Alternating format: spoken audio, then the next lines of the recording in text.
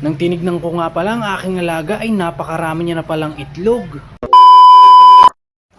Another day, another crayfish story na naman tayo mga bossing dahil umaga na bago tayo pumasok binibisita nga pala natin ang mga alaga nating crayfish para masigurado nating dumadami sila at lumalaki ng tama.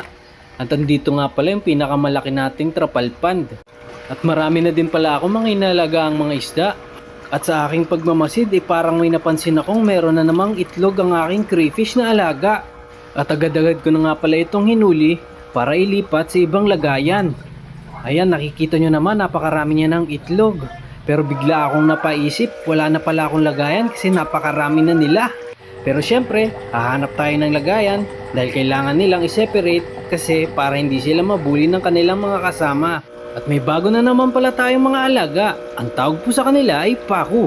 Kamag-anak nga pala nila ang mga pirana. Dahil alam